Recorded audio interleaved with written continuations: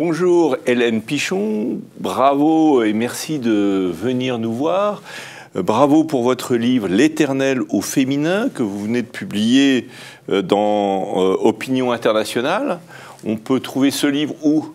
Sur Amazon? Oui, Michel, vous pouvez déjà le trouver effectivement sur amazon.com et vous pouvez aussi le trouver sur le site d'Opinion internationale. D'accord. Alors on lit pas très bien le titre, là je regardais à la vidéo, parce que effectivement c'est une couverture noire et rouge, et vous allez nous parler de la femme dans les grands monothéismes. Alors effectivement c'est un sujet qui m'intéresse beaucoup, parce que dans l'innovation on s'est rendu compte que les organisations les plus innovantes c'était celles qui mixent, même au plus haut niveau, hommes et femmes, parce que ça crée un regard différent, un regard plus complet sur la manière de gouverner.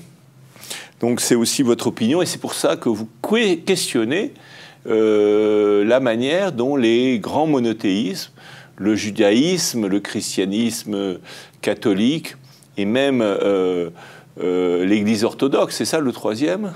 Et l'islam. Et l'islam, oui, ont évacué de la prêtrise et a fortiori des postes plus importants, les femmes. Alors pourquoi cette question vous est apparue si essentielle? Alors, elle m'est apparue essentielle, cette question, depuis que je suis extrêmement jeune, en fait. Tout est né dans l'enfance, de façon assez précoce.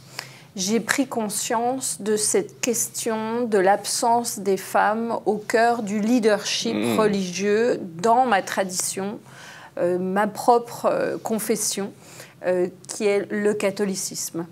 Et j'ai trouvé que ce positionnement n'était pas justifié d'un point de vue théologique, très rapidement, et ça a été confirmé par les travaux que j'ai pu conduire ensuite, et que ce n'était pas justifié non plus profondément du point de vue de ma foi. Voilà. Et moi, j'ai ressenti un appel très jeune à justement endosser un certain nombre de responsabilités au sein de mon Église, puisque moi... Qui était l'Église catholique. Voilà, qui était l'Église catholique. Et à l'âge de 14 ans, moi, je rêvais d'être nonce apostolique. Et très rapidement, parce que j'étais une fille ou une femme plus tard, on m'a dit que ce n'était pas possible. Et je trouvais que c'était totalement infondé, parce qu'en observant et en fréquentant la personnalité du Christ, j'avais trouvé au contraire un être qui était très proche du féminin, qui avait lié son destin d'ailleurs au féminin dès les prémices de son existence jusqu'à bien après sa résurrection.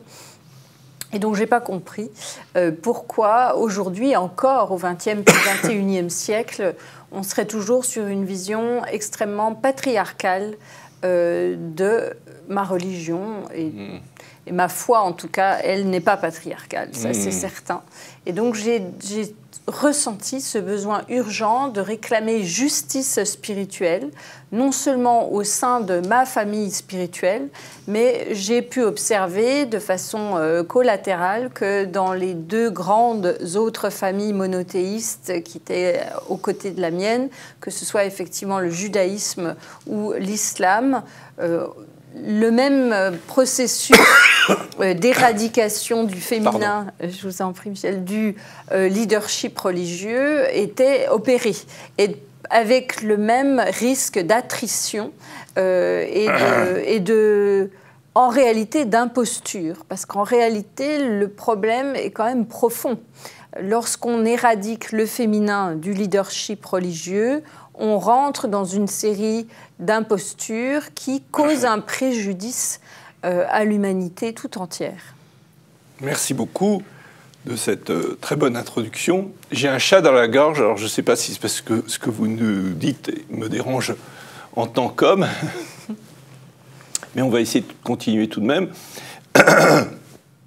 Alors, fort de cette analyse, au fond, comment voyez-vous l'avenir? Est-ce qu'on va pouvoir changer les choses? J'en ai l'intime conviction. Je crois, et je cite au tout début de mon livre un prêtre irlandais qui dit que nous ne sommes pas dans une ère de changement, mais dans un changement d'air, carrément. Et je crois que nous sommes dans un changement d'air, effectivement. Le féminin est en train de conquérir sa place. J'allais dire de façon parfois un peu maladroite. On a un féminin qui parfois veut copier ou singer le masculin. Là n'est pas l'objet.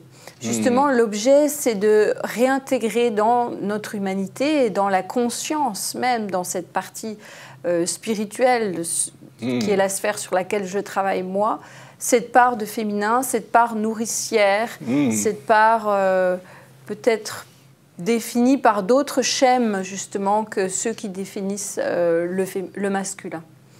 Donc nous sommes dans ce changement d'air et il est vraiment plus que nécessaire, plus qu'impérieux. On l'observe notamment lorsqu'il s'agit, par exemple, de préserver la planète, toute cette prise de conscience sur la nécessité de préserver nos ressources, de préserver cette planète mère, Terre, n'est-ce pas ? Et c'est un peu le même travail qu'il nous faut effectuer dans cette partie invisible. Et elles vont ensemble d'ailleurs, ces deux parties visibles et invisibles. J'ai coutume de comparer justement ce travail pour l'égalité entre les hommes et les femmes à un iceberg. Alors il y a toute la partie émergée de l'iceberg qui est la lutte pour les droits des femmes dans la sphère dite profane, dans le monde du travail, dans le monde des droits humains, etc. Mais il y a aussi toute cette partie immergée de l'iceberg qui est justement cette conscience, la partie spirituelle, ce qui est invisible pour les yeux, mais qu'on ne voit bien qu'avec le cœur ou avec son âme. Toute cette partie-là aussi, qui formate la conscience de l'humanité, au-delà d'ailleurs des sphères religieuses. On n'a pas besoin d'être catholique, juif, protestant, musulman pour être impacté indirectement par les religions, ou directement d'ailleurs. Et donc c'est très très important de faire ce travail d'éveil de la conscience et de réclamer cette justice spirituelle au plus haut niveau pour pouvoir justement traiter cette question de la justice humaine fondamentale à la racine. C'est vraiment très très important. Merci Hélène. Nous allons approfondir ce sujet dans une prochaine vidéo. À très bientôt et bienvenue à l'Université catholique de Lille. Merci beaucoup Michel, merci infiniment.